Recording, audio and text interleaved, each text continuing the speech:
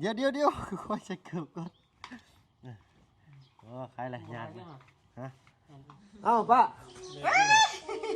คือเก่าคือเดิมแท้โดยสบายดีป้าสุเจ้าขึ้นน้ำนันดวงใหญ่ก่อนใช่จะกู ทางวาสีต้มข้าวให้เพิ่นทั้งแม่น้องนิ้วเพิ่นก็เตรียมพร้อมเรียบร้อยเนาะพี่น้องเนาะใช้แนวปั้นก่อนนะ ไปปั้นข้าวก่อนซีดไก่ เนาะโดย ดูไก่เนี่ยเอาไปซีดเนาะไปปั้นถ่าก่อน สบายดีเนาะ ยังต้มข้าวเปียกอยู่จังหน่อยจะมาเอาอีก โดย ไปเพิ่นกินถ่า อันนี้ก็เจ็บคออันนั้นก็เป็นหวัด ยุ่งกันเลยคือบ่เสียบเจ้าเลย บ้า ข่อยนี่บ่ โดย เป็นเพื่อน เป็นเพื่อนแล้ว แม่น้องมินเนอร์พ่อทั้งมิตุ้ยเมียมันอากาศเปลี่ยนเด้ โดยเนาะเพราะว่าแต่คนทั้งนั้นทั้งนี้ก็เป็นคือกันพี่น้องเนาะมันยังซะเนี่ย สาว อ๋อตาเดือนยังบ่ได้ผ่าซ้ำเฮ็ดได้กิน รถแบ่งกัน3คนนั่นน่ะ ได้ซ้ำนี่ สาม เดี๋ยวสิแบ่งมาให้อีกซ้ำเดี๋ยวสิผ่าก่อน 3คนเด้ โดย ถ้าในแกงเฮาน่ะมิตุ้ยว่าชื่อกระดูกหมูว่าแกงใช่เพิ่น เอาไว้ก่อนเดี๋ยวสิผ่าสิเมื่อผ่ามาให้อีก แกงอยู่ นี่อีกได้เป็นหัวใหญ่หนึ่งได้ หัวใหญ่อะไรเหมือนกับลุงเพิ่นมาเช้าอยู่เพิ่นพาลุงเงินอ้ายมิตุ้ยเพิ่นมาแล้วเพิ่นพาแบ่งกัน3คนบัดนี้ ได้บริษัทนี้ โดย อยู่เพื่อนก็จักสิมีไปกินพี่น้องเนาะยังปะไว้ครูอยู่เอ้าเอาเข้าไปส่งคนไข้กับพี่น้องเนาะ จะมาเอาต้มข้าวเปียกส่วนฮ้อนเด้อ โดยเพิ่นก็แต่งมาให้เคยลาแม่นต้มข้าวเปียกมากินได้แม่เลย ดูแลกันเองเด้อเจ้าเด้อ โดยเนาะเริ่มมันย่อยมาแล้วนี่ก็ได้เนาะไป โอ้ยขอจะมาไหม โดยเนาะพี่น้อง ขอบใจฝากแฟนเด้อ โดยเนาะเบิ่งแย่งกันไปนี่แหละโอ้ยเนาะวัดไอนี่ก็ได้ย่างมา3 รอบเลยพี่น้องบัดนี้เอารถไปก่อนบ่ไหวเลยหาซื้อน้ำซื้อในให้เพิ่นก่อนพี่น้องเนาะไป ต้มได้ ใส่เอาน้ำต้มเพิ่นพี่น้องเนาะยังอุ่นๆอยู่ นี่ให้เพิ่นไปส่งมาเกี่ยวที่ส่งไปให้เพิ่น เกลือแร่ ยาโดย โดยนะ เกลือแร่กับน้ำอุ่น โดยเพิ่นก็คือสิอยากไปหาอันเฮ็ดเวียกเฮ็ดงานแหละเบิ่งช่วงนี้คันว่าฟ้าวแห้งลีก็ตัดข้อออกแล้วก็หายโลด จังหน่อย เราได้เฮ็ดอยู่ดอกจำเวียกอยู่เนาะพี่น้องเนาะไปพี่น้องเอ้ยสว่าเฮาไปก็ขาดผู้ใดผู้หนึ่งก็คือแบบก็ยังคิดอยู่ได้พี่น้องเนาะไปครบทีมงานก็ม่วนชื่นพี่น้องเนาะไปเขาไปส่งคนนั้นสบายกว่าพี่น้องเนาะพี่น้องเอ้ยเขาน้ำมาส่งมาฮอดก็อย่าเข้าน้ำมาก่อนเห็นว่าท่าปาบเจ้าเหยียบไปเลยนี่แล้วขับไปรถจังเฮ็ดดึงกันนี่พอสูงบ่ไปเลยเนาะเดี๋ยวค่อยใส่เกือบก่อนใครล่ะญาติฮะนอกจากสูงบ่อ๋อเนาะระบบนี่แบบใช่แบบต่ำสูงเนี่ยน้ำเพิ่นก็คือสิสะอาดอยู่แล้วของคนเจ็บเนาะเขียนก็ได้โอ้เมื่อยดีบาดเอาเข้าได้ถ่ายเดี๋ยวขับก็ปลาลุงก่อนพี่น้อยเนาะขอโทษขออภัย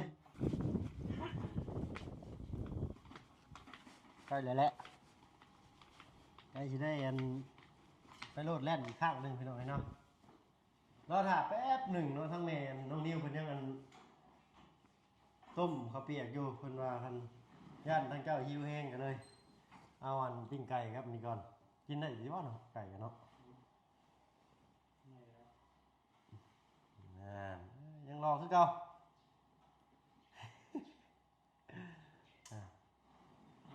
น้ำอุ่นเด้น้ำยาอันยานี่เอาอันนี้ใส่วะไปเดี๋ยวโอราโซนเป็นยาแบบจะฆ่าเกลือแร่นะแต่เขาเมื่อยเขายังเขากินเข้าไปสิเนาะอันนั้นเกลือแร่กันอันนั้นน้ำเกลือกินบ่ได้ใส่ช่องหรือบ่เบิ่งใส่เบิ่งช่องหรือบ่ ซอง เรียกตัวพ่อ บ่แล่น้ำลายยันว่านะยันว่าไปว่ามันจะจางเลยครับเอาซองเลยเนาะเป็นอย่างนี้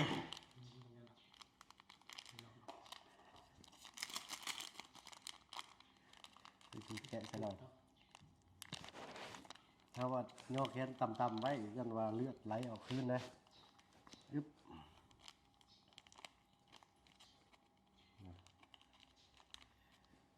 ใส่เอาใส่ไปนี่แล้วบ่อน้ำริมซีน้ำมันอุ่นมาเลย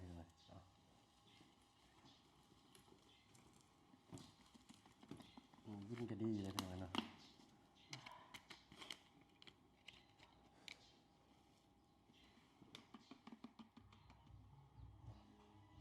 โอ้ยกินข้าวน้ำเนี้ยกินแต่น้ำอะไรมีแห้งเงาแล้วเนาะก็ลงจากโลนี่ฮะ2 โลเลย กินโลเช้านี่66 โล แต่เก่าได้จ้ะ อี68 ป้าเท่าเนาะเป็นนั่นความช่องของจริงๆก็นักเป็นนักเลย รู้ว่านั่นยังเอาหมอกันว่ะคุณนักแต่ละ หมอจะตกใจ คุณนักแท้เลย เนาะคือสิบุเป็นยังไงเดี๋ยวเป็นไงเนาะ แค่นี้ได้พี่น้อง ให้กับข้าว ใจเบาเคยหลามาตอนยังไง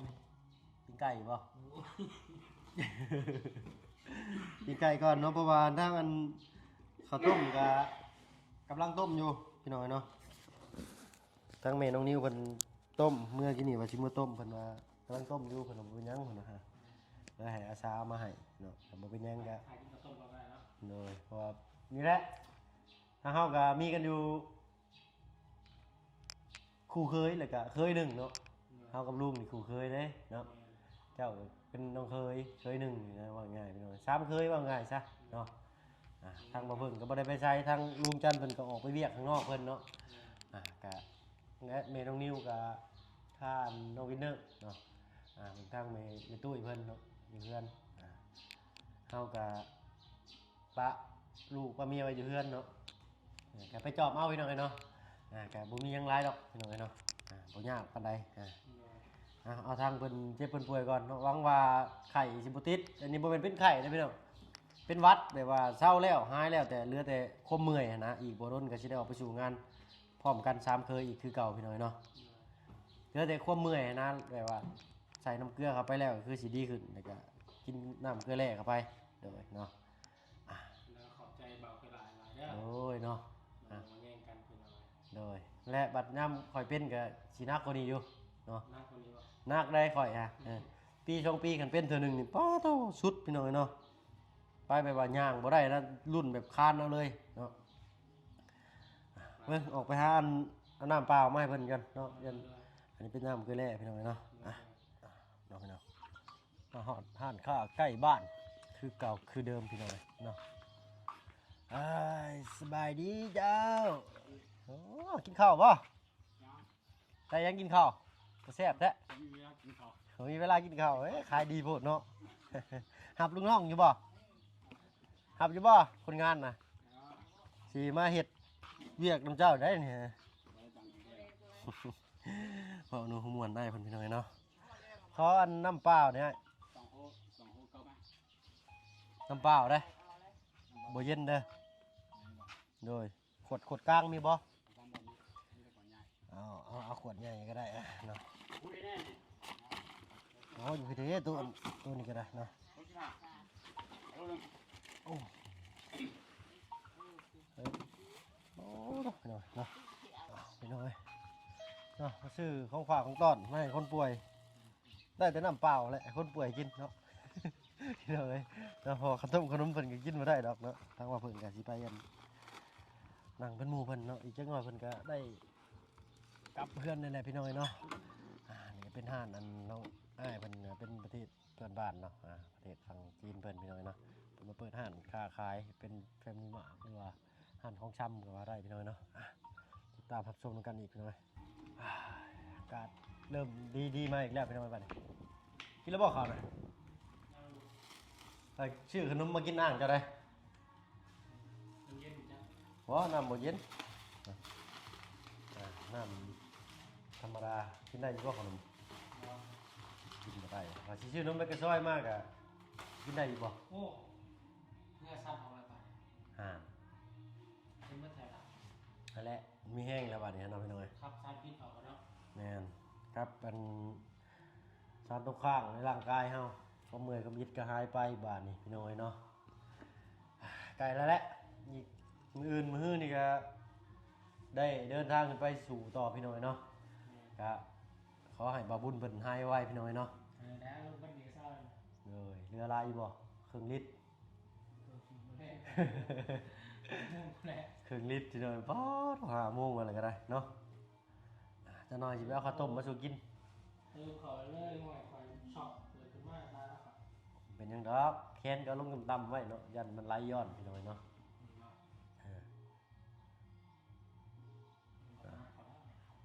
ไหลดอกสมัยก็ได้โดยป่าพี่น้อยเนาะรอคอยจะได้ใส่ขนมใส่ข้าวน้ำเกลือนี่กับพี่น้อยเนาะห้องกันเตียงนอนเพิ่นนี่ก็มีอยู่4 เตียงพี่น้อยเนาะนั่นเป็นนันซุกศาลาบ้านหมู่บ้านพี่น้อยเนาะแบบว่าขันเบื้องต้นนะขันพื้นฐานว่าได้เนาะอันนี้ก็เป็นกระปุกออมสินเพิ่นบ่เนาะหาซอกหาไส้เบิ่งหมดบ่เพิ่งชิกลิก2 รอบพี่น้อย เนาะเบิ่งซื่อได้พี่น้อยบ่กล้าจับบ่กล้าบายคือกันเนาะโมเมนต์ของเฮาพี่น้อยเนาะก็อากาศก็ถึงค่อนข้างว่าดีเด้เนาะว่าดีรับลมเข้ามาก็อากาศถ่ายเทอยู่ห้องกันซุกศาลาเพิ่นนี่ก็เนาะเบิ่งทางนี้ดิมีหยังทางนี้ก็ทางนี้ก็มีอีกพี่น้อยเนาะจักเป็นห้องหยังน่าจะห้องแบบฉุกเฉินกว่าบ่หรือใดเนาะอากาศก็ดีอยู่เนาะหน้าต่างเปิดโล่งได้เนาะอันนี้ก็เป็นว่าแหละได้เว้าไปแล้วคลิปหนึงพี่น้อยเนาะเป็นห้องการปกสเพิ่นเนาะของการปกครองเนาะเบื้องต้นคือกันก็บ่เมื่อยบ่อิดเลยแต่ว่าเนาะก็บ่เมื่อยบ่อิดเลยแต่ว่า แม่ เนาะ แล้ว เดี๋ยวสิแชทถามทางแม่น้องนิวเพิ่นว่าข้าวต้มแล้วหรือบ่เนาะแล้วก็สิไปเอามาให้เพิ่นกินสดร้อนๆพี่น้อยเนาะพริกจักชามบ่วงพอบ่ ไม่ผิด บ่ได้พี่น้อยเนาะ ใช่เลย เอาสดแบบธรรมดาก่อนพี่น้อยเนาะเพลงเหมือนกับมวนขนาดบาทนี่พี่น้อยจักสิได้หรือบ่เนาะคือสิบ่เป็นหยังดอกสำหรับคลิปนี้ก็บ่มีหยังหลายพี่น้อยเนาะติดตามรับชมกันอีกเดี๋ยวสักพักนึงเนาะรอถ่ายจักหน่อยเนาะ เลย หิวแห้งเลยบ่หิวอยู่ปั้นก่อนเป็นหยังปั้นก่อนเป็นหยังปิ้งไก่นี่เนาะถ่ายกินข้าวต้มจักเล็กจักน้อยก่อนพี่น้อยเนาะเดี๋ยวจักหน่อยบ่เพิ่มชีแลนด์ขึ้นเมื่อเอามาให้เพิ่นเนาะกับบ่ใกล้พี่น้อยเนาะคันย่าง3-4 เที่ยวนี่ก็หอบกินอยู่เลยเนาะพูดแหละต้นขามพูพี่น้อยเนาะยึดต้นขามกันไปอีกหน่อยนึงเนาะเช้านี่ย่างมาเมื่อเช้านี่ย่างมาแล้วก็2 รอบ 3 รอบแล้วก็คอเหนียวเนาะก็เอารถจักรมาบาดนี่พี่น้อยเดี๋ยวทางว่าเบิ่งก็สิขอตัวแวบเมื่อเบิ่งกันทางเพื่อนก่อนเนาะเพราะว่าย่านเพิ่นมีหยังแหน่อยากใช้อยากซอยสิแวะมื้อเฮือนจังจัก5 นาที 10 นาทีเนาะเดี๋ยวสิแวะมาหาทางบ่าวบุญสารวัตรเพิ่นใหม่เนาะโดยเนาะพี่น้องเนาะแต่ป้ามีมันนี่ก็อยู่บ้านอยู่เฮือนพี่น้องเนาะแวะเข้ามาหาแม่น้องอินเตอร์ก่อนเพราะว่าเพิ่นอยู่เฮือนกับลูกสาวเพิ่นเนาะสิเตรียมตัวไปใส่เด้บาดนี้ ตัวไปซื้อน้ำพ่นให้ดูแล้วนี่แหละ เบิดได้ เจ้าคนกับตาเลยลืมเบิ่ง เนาะว่าลึกละ เดี๋ยวอันเดียว ตาตีไม่เล่นคือเก่าช่วงนี้เฮาก็ตื่นนะเบิ่งช่วงนี้ หากระตื่นนอนจะสบายดีคลิปใหม่บ่ โอ้ยคิด สบา ให ย ม่ ดี จ้า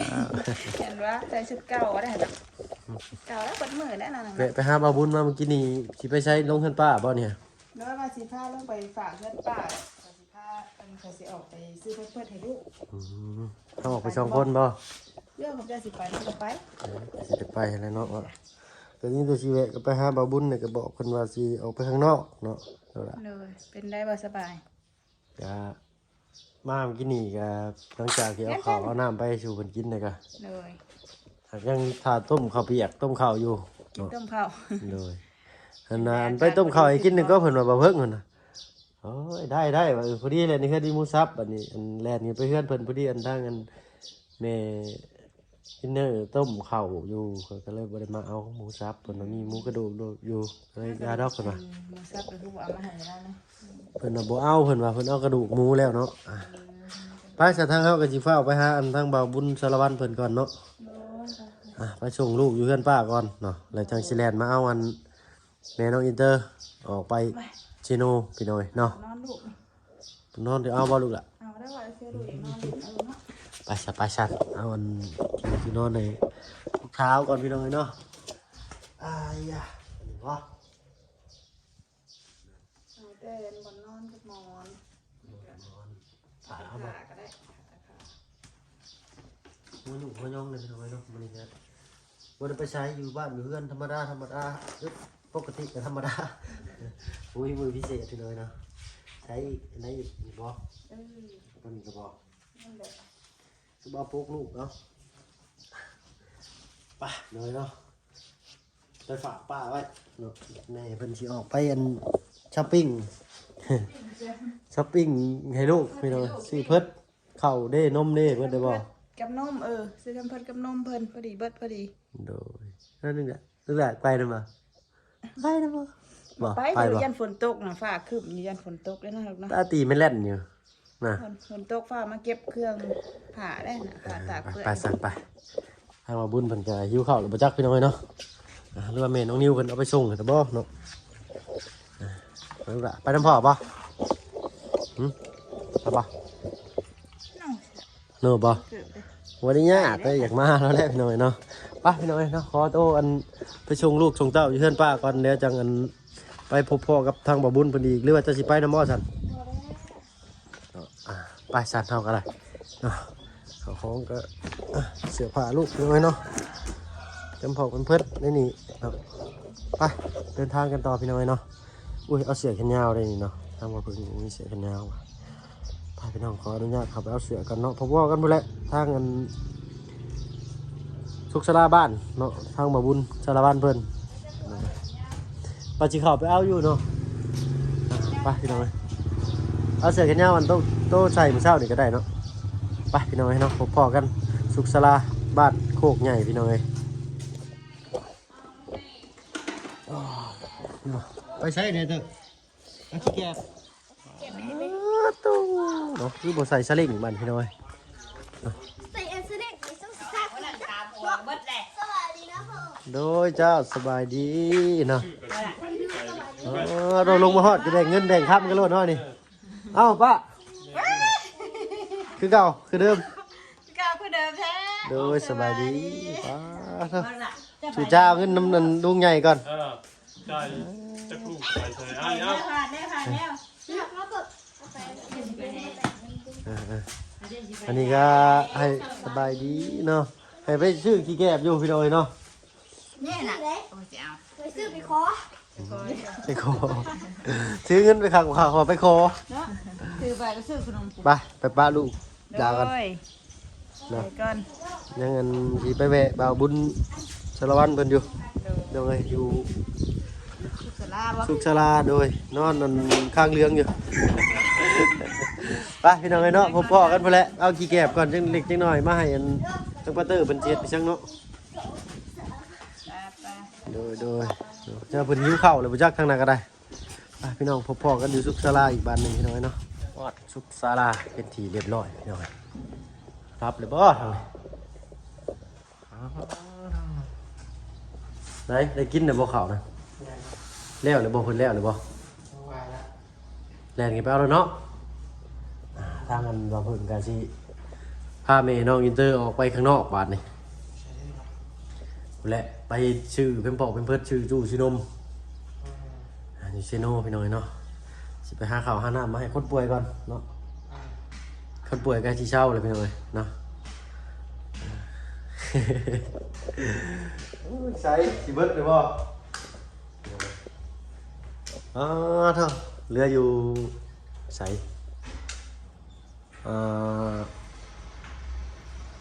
550มอลอ เอเมลโมโลเนาะอันทางลงคลิปไปกับทางปลาลูกเพิ่นว่าก็หายไว้เด้อทางบ่าวบุญเพิ่นว่าเนาะใกล้แล้วพี่น้องเพิ่นรู้สึกว่าเหือออกแล้วพี่น้องเนาะไปเอาข้าวเอาน้ำให้เพิ่นกินเลยก็ให้เพิ่นนอนตีลังกา3ตลบหนุบ3บาทอยู่ผู้เดียวเพิ่นบัดนี้พี่น้องเนาะไปบ้านน้องนิวเพิ่นพี่น้องพี่น้องเนาะมาทั้งบ้านช่องเพิ่นคือเก่าบ้านนี่ต้มข้าวเปียกแก้วหรือบ่ทำไมนั่นนี่ปล่อยสิออกนอกได้ข่อยได้เนาะลุงบ่บ่ออกไปอันกับแม่น้องอินเตอร์เพิ่นโดยแม่เดี๋ยวให้ถุงยางแม่ต้มข้าวเปียกอะต้มมันอีกทั้งก็จับยวนเนาะว่ายเฮ้ยคนเถื่อถะดอกอันนี้ฮะหากบ่ล่มจักเถื่อสบายดีป่ะลุงสบายดีอะไรสบายดีอ่ะแล้วจ้อยพี่น้องเนาะ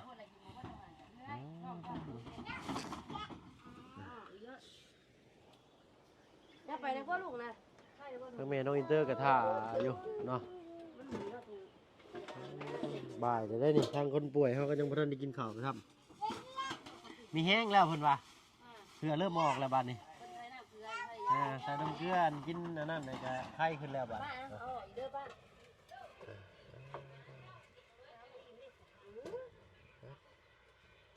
ไปกินหน่อยเนาะเอาเขาเอาน้ำไปส่งกันก่อนเกือบความพี่น้อยเนาะเรือรอดมาให้กันคนป่วยกินอยู่ดอกว่ามามั่มบัดนี้มั่มได้เยี่ยมแม่น้องวินเนอร์ต้มข้าวเปียกพี่น้อยเนาะจับยวนอันเองพี่น้อยทางอันแบบบุญชลวันเพิ่นกินเนาะเฮาก็สิได้ขอตัวลำลาพี่ลาน้องไปอันพาแม่น้องอินเตอร์ไปซื้อข้าวของให้ลูกเพิ่นก่อนพี่น้อยก่อนขึ้นเจโปนก็ลายบ่ได้น้ำลายฟุ้งลงนี่หัวแซ่บกว่าเก่าพี่น้อยเนาะอ่ะเดี๋ยวตั้งมีได้ถ่ายตั้งค่าทิพย์เข่าบ่หันหรือบ่มัมเมื่อกี้นี่เอารถแลดลูกคันคูน้องเมื่อกี้นี่นะเอาไปทางเก่าได้เถอะทางยางมานี่เอาแลดลูกคันรถคอนตุ๊บเจ้าเข้ารถดุดอยู่เจ้าเนี่ยมึงก็ถึงมาดูแบตกระเบิดพี่น้องเลยเนาะเป็นไรแซ่บอยู่บ่ได้ปรุงยังไงตะเกียบก็ไม่ได้มีเนาะใกล้แล้วแหละเนาะจะจีเศร้าเลยแกจะได้สู่ต่อพี่น้อยเนาะเศร้าไว้ได้เจ้าก็ได้เงาได้ขึ้นไปอันช่องกูเคยนี่ก็ได้สีขวบเนาะขอบตาจนเคี้ยวเรากับพี่น้อยเนาะสิแหละความเจ็บความปวดเนาะติดตัวเข้าไปตลอดคือกันพี่น้อยเนาะทางว่าพึ่งกับสิคอตัวลาก่อนพี่น้อยเนาะพาเมน้องอินเตอร์เขากันชิโน่ก่อนยันพาลมฝนตกก่อนฝนตกแล้วเลยพี่แหละคำบริการฮะอินเตอร์บริไปเนาะล้มเนาะยันลูกถึงล้มแห้งร้ายโมอยากบ้านใดให้เพิ่นอยู่กับป้าก่อนฝากไว้กับป้าเนาะเราแล้วก็ลืมขี้แกบไอเตอร์เพิ่นเอาขี้แกบไว้หน่อยนึงเดี๋ยว500อีเมลบัดนี้พี่น้อยเนาะอดใจรออีกวัน2 ชั่วโมงเนาะดูแลคันว่าเขามาทวงว่าท่านก็สิมาซ่อนใส่รถแล่นลงน้องพี่น้อยรักตัวเก่าอันนี้บ่แม่นเนาะที่บ้านอันแวะมาเบิ่งเพิ่นนี่ก็เอามือเฮือนพี่น้อยเนาะสำหรับคลิปนี้ลาแล้วพี่น้อยเนาะขอบใจโดยสบายดีเนาะโดยไปเฮาก็ได้เนาะสำหรับคลิปนี้ก็ลาแล้วพี่น้องเนาะพอกันคลิปหน้าให้เพิ่นหายเพิ่นเศร้าไว้พี่น้อยเนาะให้เป็นช่างคนงานอีกเนาะทางเฮาก็อยากไปเลยแหละเนาะคอยถ่าเพิ่นอยู่พี่น้อยเนาะไปติดตามรับชมคลิปหน้าพี่น้อยคลิปนี้ลาแล้วเอาเป็นว่าสบายดีพี่น้องเนาะ